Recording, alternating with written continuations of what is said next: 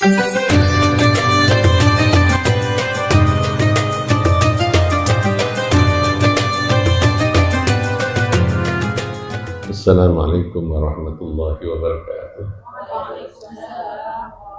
Bismillahirrahmanirrahim. Alhamdulillahi rabbil alamin. Assalatu wassalamu ala asyrafil mursalin sayyidina wa maulana wa habibina wa syafi'ina wa qurrati a'yunina Muhammadin wa ala alihi wa sahbihi ajma'in.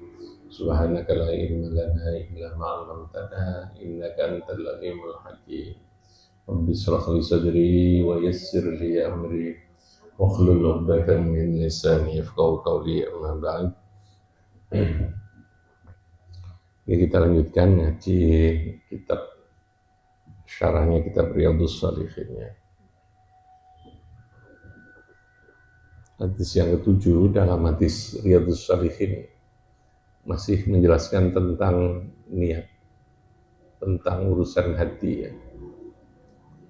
Jadi hadis yang ke-7 ini diriwayatkan oleh Abu Hurairah, oleh Imam Muslim dari sahabat Abu Hurairah. An-Nabi Hurairah radhiyallahu anhu anna Rasulullah sallallahu alaihi wasallam qala inna Allah la yanzuru ila suwarikum wa la ila ajsamikum walakin yanzuru ila qulubikum. Rawahu Muslim. Jadi di dalam hadis ini dijelaskan ada suar, ada zahir, ada qulub. Jadi ada yang sifatnya jasadiyah, ada yang bersifat ruhaniyah dalam kehidupan kita ini ya, sebagai manusia ini dalam struktur atau di dalam komponen atau unsur yang ada dalam diri kita itu ada hal yang ketok yang bisa dilihat, namanya zahir atau jasadiyah.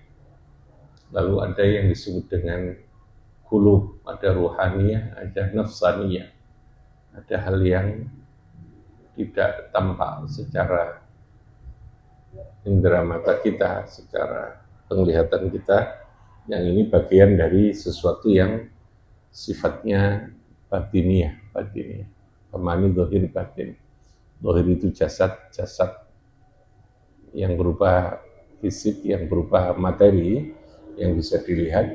Lalu ada bagian dalam diri kita ini yang bersifat batiniyah, yaitu ada ruh, ada qalbun, ada nafs, ya, ada jiwa, ada ruh, lalu kemudian ada nafsu. Ini masuk dalam kategori batiniyah. Nah, keduanya ini yang lalu menjadi unsur yang tidak terpisahkan dalam keberadaan seorang manusia itu ya. Kalau pada makhluk yang lain itu tidak selengkap, tidak sekomplit unsurnya seperti ada pada manusia ini. Nah, lalu ketika kita melakukan segala hal yang terkait dengan kehidupan ini, yang dinilai oleh Gusti Allah itu adalah sesuatu yang bersifat batiniyahnya itu. Tapi untuk hal yang bersifat jasadiyah itu tetap ketika berbicara syariat agama ada yang namanya aturan atau syariat yang berupa fikih itu. Fikih itu lebih pada kepatuhan ya. Fikih itu norma yang bersifat zahir ya, zahir. Maka ukurannya itu jelas. Kalau Anda disuruh sholat, di dalam sholat itu ada aturan fikih atau syariatnya yang berupa norma syarat rukunnya sholat. Syarat rukun itu terukur, ya bisa dilihat, sehingga bisa dinilai ukurannya sah atau tidak sah. Tetapi ada di luar dari yang bersifat normatif itu, ada yang bersifat ruhaniyahnya. ruhnya sebuah ibadah itu adalah ada pada hati, pada niat, pada motivasi, pada dorongan yang ini tidak bisa dilihat oleh malaikat sekalipun, sekali lagi, oleh malaikat sekalipun. Makanya keikhlasan itu jiwanya, ikhlas. Motivasi, niat, itu sesuatu yang bersifat ruhani, yang tidak bisa kita lihat secara fisik. Ya, tadi hadisnya mengatakan Allah itu tidak melihat kepada suarikum wala ila ajsamikum. Jadi hal-hal yang bersifat fisik, yang bersifat casing, yang bersifat lahir, bagi Allah itu tidak menjadi sebuah ukuran. Walakin yang duru ila qulubikum, tetapi yang dilihat oleh Allah itu adalah hati.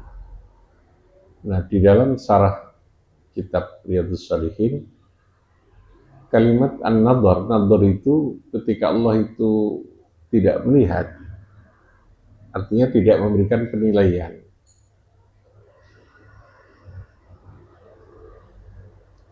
Ketika Allah melihat, itu artinya di sana akan ada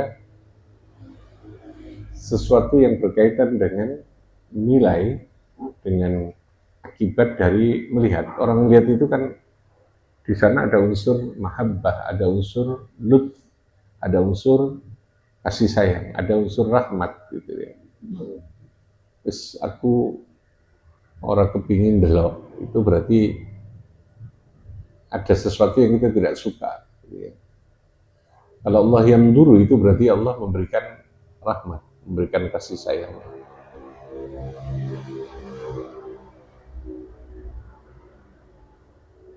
Memberikan kelembutannya kepada sesuatu yang dilihat. Jadi asyahid itu orang yang melihat.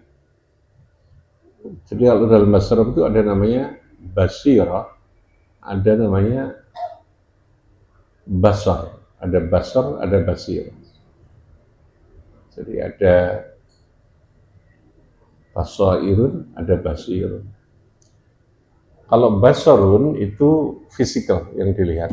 Jadi kita melihat dengan mata kepala kita, itu namanya basar. Ya, Allah Maha Basir. Tapi kalau basirah itu melihat dengan mata hati. Basirah. Sama-sama melihat. Cuman kalau basirah itu objeknya adalah sesuatu yang tidak fisikal. Basirah. Cara melihat itu juga pakai basirah, bukan pakai ainun, bukan pakai mata, bukan pakai basar. Ini basar ya, basar. Nah, bagi Allah nadhar, melihat, itu artinya di sana ada kasih sayang, di sana ada rahmat, di sana ada kelembutan dan seterusnya. Jadi bagi Allah dalam kehidupan kita ini yang dinilai itu tetap yang berkaitan dengan hati. Hati itu substansinya, tetapi substansi ini perlu syariat. Ya, syariatnya apa? Ya fikih itu. Jadi ibaratnya sah dulu, baru kemudian setelah sah itu apakah diterima apa tidak, layak apa tidak. Ya, layak apa tidak itu terkait dengan urusan yang berupa ruhaniyah tadi itu, yang berupa hati yang di dalam. Sehingga kalau kita menungso ini menilai seseorang ya dalam batas yang bersifat dohir itu, nahkumu bil-dhawahir. Kita ini menghukumi atau menetapkan sesuatu terkait dengan apa yang dilakukan seseorang itu bil-dhawahir, dengan fakta. Fakta itu sesuatu yang tampak, yang ketok, yang terlihat, yang terukur, itu namanya fakta. Tapi wallahu a'lamu bis-sarair. Allah itu yang lebih tahu tentang yang rahasia, yang tidak kita lihat, yang tidak kita tampai.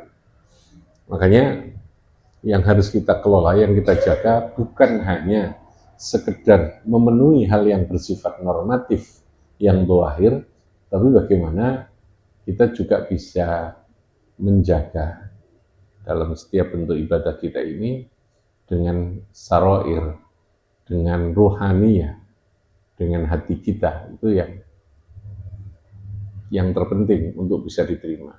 Jadi jangan sampai hanya sekedar sah secara normatif, secara fikih, tapi juga makbul, ya, diterima sama Gusti Allah karena memenuhi terhadap unsur keikhlasan, ya, motivasi terutama itu di ikhlas, itu di urusan hati. Itu hadisnya tadi itu. Artinya innallaha la yanzuru ila suwarikum. Suwar itu bentuk lahir tadi ya. La yanzuru tidak melihat itu artinya tidak memberikan penilaian, sekedar pada aspek yang bersifat apa? Jasadiah tadi. Tapi secara fikih tetap harus ada. Jadi tidak boleh orang sebenarnya ngaku hatiku, itu tidak bisa. Ya butuh sholat gitu ya. Pikir, iling itu ada standar normanya yang terukur. Norma itu penuhi dulu, baru kemudian masuk pada yang sifatnya ruhaniyah. Aku gak ikhlas, turun bisa ikhlas, ya lakukan saja. Karena sekali lagi, untuk bisa ikhlas itu dimulai dari kepatuhan dulu, ya, patuh dulu. Patuh itu ukurannya normatif tadi itu. Ya.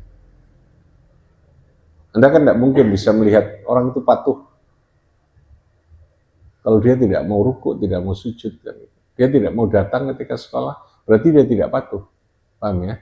Baru kemudian dari patuh itu akan dilengkapi, disempurnakan dengan namanya ikhlas tadi itu ya. Makanya ketaatan itu menjadi kunci pertama, ketaatan. Ketaatan itu terstandarkan. Ada ukuran normatifnya, apa? Fikih itu, fikih. Paham ya? Nah, substansinya nanti itu pada ketaatan yang kita lakukan itu dengan dorongan apa, dengan motivasi apa, dengan tujuan apa, itu yang menjadikan sesuatu yang kita lakukan, kepatuhan itu akan punya nilai, akan punya akibat. Gitu. Makanya dalam Quran itu ada tau'an wa karhan. Tau'an itu ada kepatuhan yang memang disertai dengan keikhlasan, ada karhan, ada yang tau'an itu wa karhan. Dia melakukan itu ya karena ada unsur keterpaksaan. Dia patuh tapi patuhnya tidak karena kesungguhan, tidak didorong oleh adanya keikhlasan tadi. Itu yang disebut dengan karhan. Nah, sekali lagi, puncak dari satu bentuk ketaatan ketakwaan itu diikhlasi amal. Ini kata Nabi, semua orang itu akan binasa, akan hancur, kecuali orang yang berilmu. Orang yang berilmu itu semuanya akan hancur, kecuali orang yang bisa mengamalkan ilmunya. Jadi terus terjadi satu piramida terbalik gitu ya. Piramida terbalik itu yang lincip ada di bawah kan. Yang atas, ini mayoritas orang itu tidak berilmu, hancur dia. Lalu di bawah kecuali itu berarti kan lebih sedikit.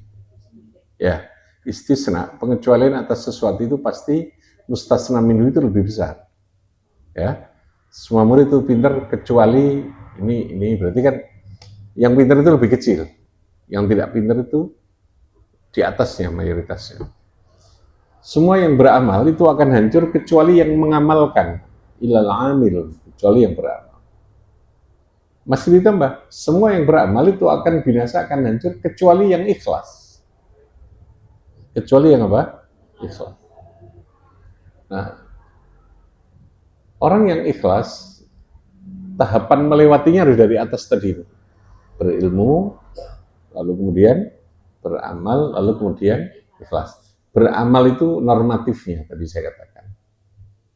Berilmu itu belajar dhisik, dia memahami, setelah punya ilmu, pemahaman, lalu dia mengamalkan, setelah mengamalkan, lalu kemudian pada tingkat keikhlasan.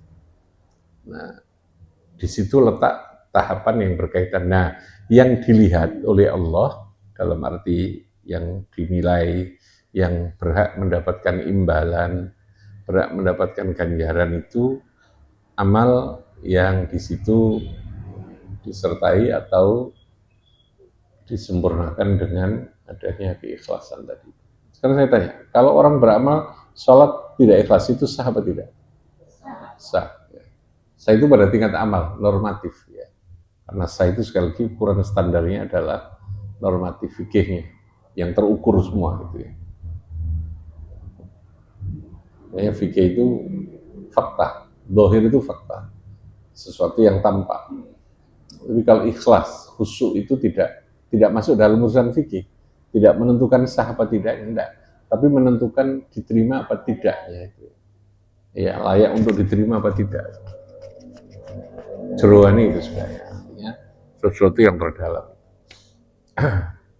Nah, bagaimana membangun ikhlas? Tadi kiat yang paling gampang itu bahwa kita bisa melakukan sesuatu itu sing ngersakno Gusti Allah.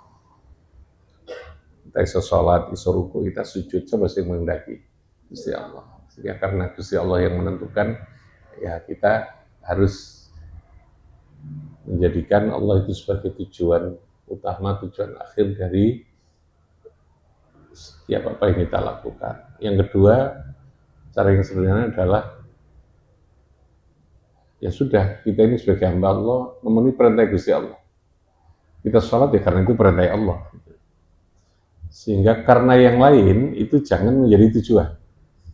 Karena itu sudah pasti akan muncul. Makanya fadhail itu beresiko untuk menjadikan amal itu kehilangan keikhlasan. Minimal itu mengurangi lah, tidak mungkin.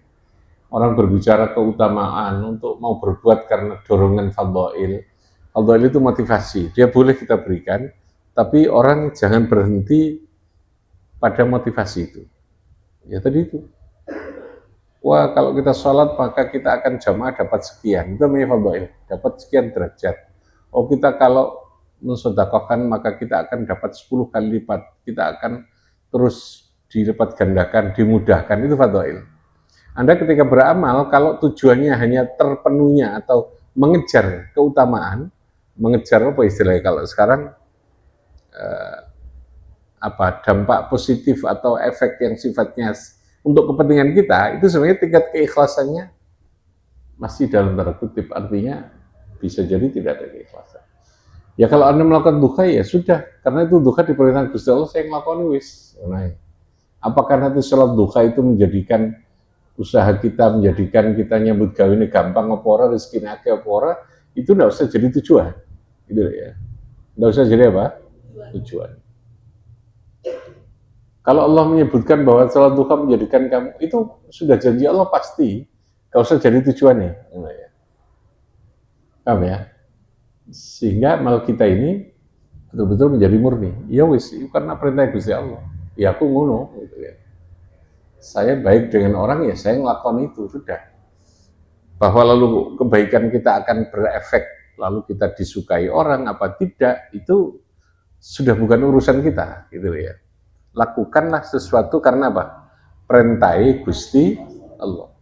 Karena larangannya Gusti Allah. Gusti Allah kita melarang tidak mencuri, ya karena Allah tidak boleh mencuri. Sehingga apakah dia punya akibat apa tidak, konangan apa orang, ya dia tidak melakukan. Gitu ya. Karena dia melakukan. Jadi siji yakini bahwa yang kita lakukan sing dadekno kita iso beramal itu juga Gusti Allah.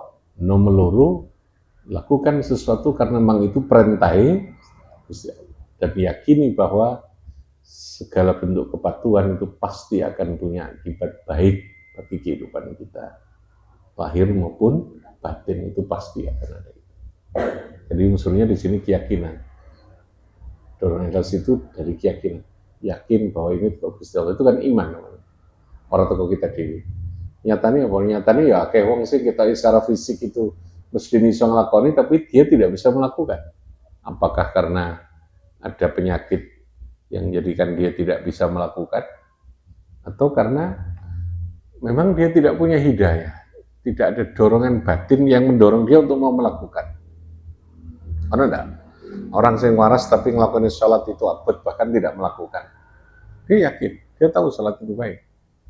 Berarti kan tidak ada kehendak Allah di situ untuk mendorong itu.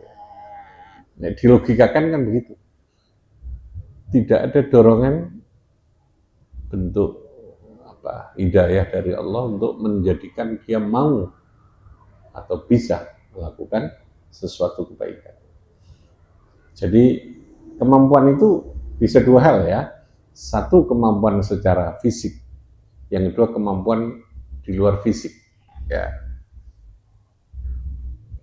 podo-podo wong iso nglakoni tapi siji secara lahir ya iso nglakoni secara fisik, siji gelem nglakoni, siji tidak. Itu karena unsur non fisiknya tidak dia miliki yang namanya hidayah itu. Itu petunjuk yang mendorong kita di luar hitungan-hitungan yang bersifat. Makanya orang terus berdoa, ya Allah berikan kami pertolongan untuk bisa menjadi hambamu yang terbaik, bisa syukur, bisa ini. Paham ya? Sesuatu itu sesungguhnya bisa dilakukan oleh orang yang sama. Tapi yang satu bisa melakukan, yang satu tidak bisa melakukan. Karena ada aspek tadi ini.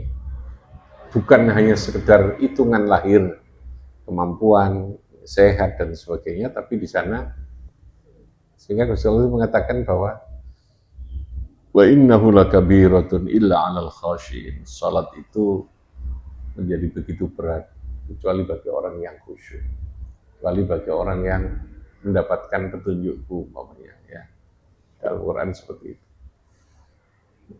Nah, supaya itu dapat petunjuk, supaya bisa terdorong melakukan kebaikan, supaya ikhlas tadi itu ya, diilmoni, lalu ndonga Gusti Allah diberikan kekuatan secara lahir, diamalkan, lalu kemudian diikhlaskan tadi itu. Keyakinannya tadi berdasarkan keyakinan apa? Siji bahwa kita bisa melakukan itu karena siapa? Gusti Allah. Bukan karena fisik kita sehat. Karena yang sehat ya bisa melakukan juga banyak gitu ya. Kadang ada yang tidak sehat tapi dia melakukan. Ya. Nah, kalau orang haji itu biasanya baru ketok. Sehingga kita ekskul kewarasan tapi dia tidak ada dorongan untuk melakukan. Kayak iso ngelakoni berat gitu ya. Sama dengan orang sholat tadi. Nah itu kudu dilengkapi karena kita meyakini dan kita paham bahwa diri kita ini ada unsur yang sifatnya lahir, ada unsur yang batin. Oke, silahkan. Udah, yang disampaikan. Ada tuh. Udah. Yang Putra, ada yang disampaikan.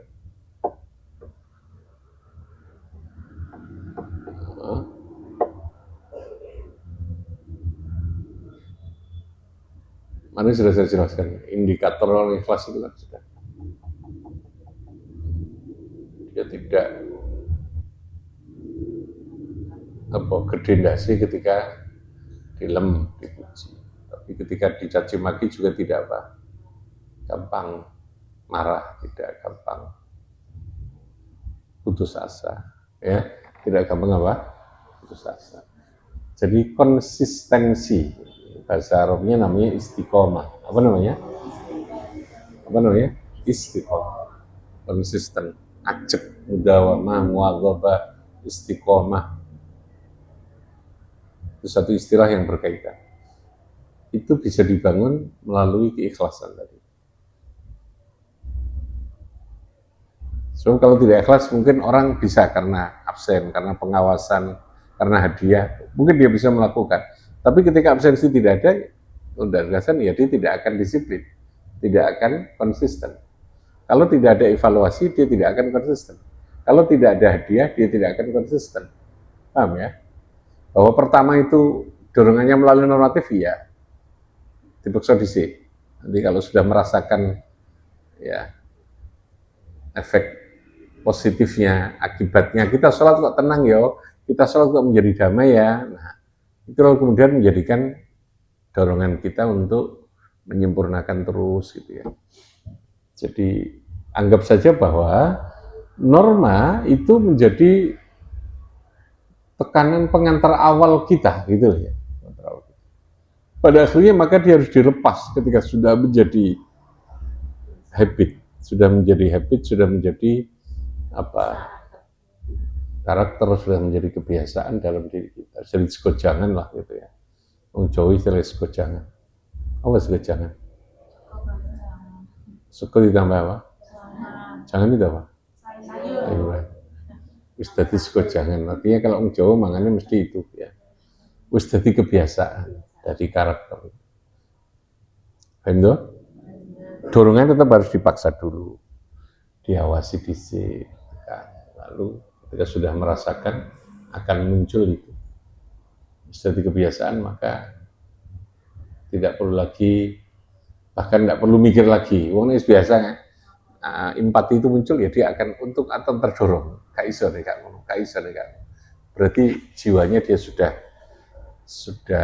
betul-betul hidup, sudah terbentuk alarmnya, ya, alarm untuk bisa memberikan panduan dan mendorong orang untuk berbuat baik.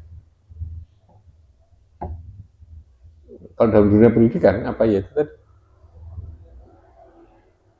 Tekanan, aturan, itu harus dalam porsi yang harus bisa membangun proses habit tadi itu ya.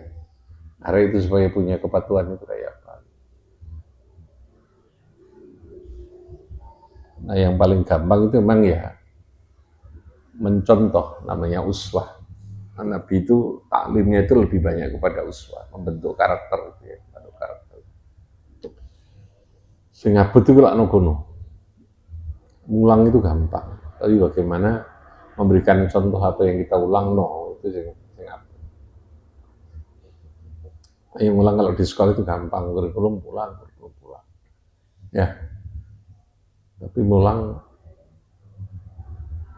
di tengah pondok, jadi kiai, jadi pengasuh, jadi pembina itu berat. Karena untuk bisa berhasil, itu dia butuh uswah. Butuh siapa? Uswah. Dorongan untuk bisa istiqomah itu harus ada keikhlasan.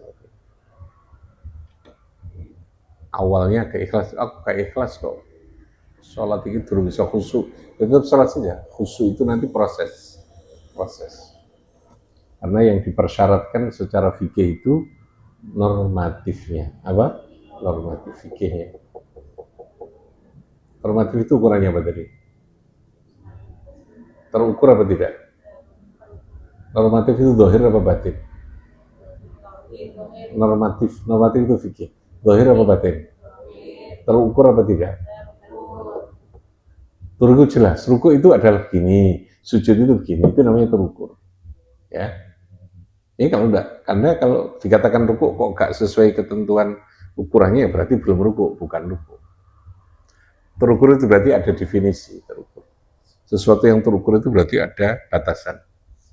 Batasan itu definisi, yang membatasi itu. Apakah ruku itu, opose, sujud itu, opose, tahiyat itu ada ukurannya. Ada standarnya. Ada normanya untuk itu. Nah, setelah ada bentuk luarnya, jasadnya, lalu diberi jiwa. Diberi apa? Jiwa. Jiwanya itu apa? Ikhlas. Ikhlas. Supaya ikhlas tadi, bahwa kita melakukan itu ya karena Gusti Allah. Yang bisa menggerakkan, yang bisa mendorong kita berbuat itu Gusti Allah. Yang kedua ya wis, kita ini hamba Gusti Allah. Sholat itu ya karena perintah Gusti Allah. Lepaskan semua yang berkaitan dengan aspek-aspek efek tadi ya, akibat itu. Tujuannya itu Gusti Allah. Akibat itu sesuatu yang pasti. Kamu kalau pikir itu hatinya pasti ya akan tenang, itu pasti. Nah, tenang, logikanya kan begitu toh. Kalau kita sholat itu zikir tertinggi, sholat itu zikir tertinggi. Kamu baca Quran itu zikir yang tertinggi. Kalau kita zikir, otomatis akan terjadi ketenangan. Ketenangan itu kunci dari produktivitas. Paham ya? Baik dalam pengambilan keputusan, memproduksi keputusan, baik dalam memproduksi sebuah barang, baik memproduksi dari sebuah keilmuan, produktivitas itu diawali dengan ketenangan kita. Anda tidak akan pernah bisa berpikir dengan baik kalau kamu tidak tenang. Tenang itu dari apa? Dari unsur batiniah juga, gitu ya. Tidak kok lalu di tempat yang sunyi, aku tak ndelik nonggone tengah alas, tapi pikirannya tidak karu-karuan. Ya namanya tidak tenang. Karena tenang itu unsur batiniah, paham ya? Makanya orang sholat kalau untuk bisa khusyuk itu harus di tempat yang terpencil, itu masih latihan. Tapi Anda bagaimana tetap bisa wiridan? bisa sholat dengan khusyuk di tengah keramaian. Meskipun kesunahannya untuk menjaga kekhusyuan itu, ini kan Joko sing gak patek cek latihan itu ya, sing durung teruji lah. Maka lalu secara fikih, ya sholat ini tempat sing kamu bisa khusyuk. Itu karena kamu masih belum bisa khusyuk, masih kehilangan Allah di tengah keramaian. Allah seringkali hilang kita di tengah keramaian itu, ya di tengah keramaian. Ini kalau yang sifatnya hati itu saja nih, borame buka itu ya iso bisa kita kendalikan antara pengaruh oleh yang sifatnya zahir tadi lahiriah itu. Maka biasakan hatinya yang bergetar, hatinya yang terus bergerak untuk ingat kepada Gusti Allah. Gak perlu lambene terus matumit apa mana nggawa tasbih. Untuk bisa zikir harus ada tasbihnya, enggak perlu gitu. Kamu bisa saja ya hatinya rebis bisa wiridan, enggak perlu disuarakan apalagi buat tasbih. Ilahi anta ya Rabbi maulana subhanallah subhanallah. Ya, harus tampak di luar, justru dalam hati ya, dalam. Maka itu cara untuk menyempurnakan dari amalan dari hadisnya, innallaha la yanzuru ila suwarikum wala ila ajsamikum walakin yanzuru ila qulubikum. Ini baca innallaha la yanzuru ila suwarikum. Surah itu gambar.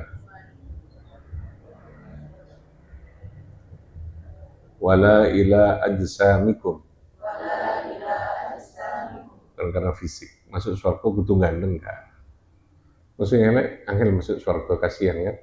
Anak elek dan api ganteng itu fakta dalam kehidupan.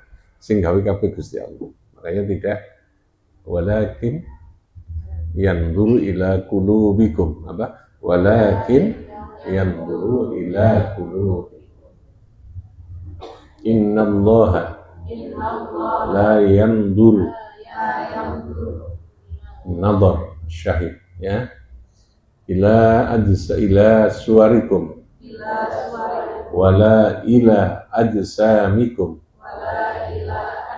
wala yanzuru ila ajsamikum walakin yanzuru ila qulubikum. Oke, melihat dengan hati tadi dengan apa? Basar apa basir? Basir itu mata hati. Mata hati. Kadang dia jauh lebih kuat. Basir. Walakin yanzuru ila qulubikum. Apa? Walakin. Jadi yang harus dihiasi itu hati apa rai? Hati apa rai?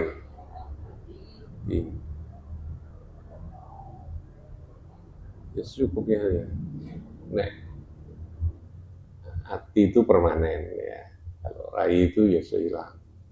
Nek panas goldeng-goldeng kabeh ya. Gawi nyambut gawi silang. Ada waktunya lah gitu ya.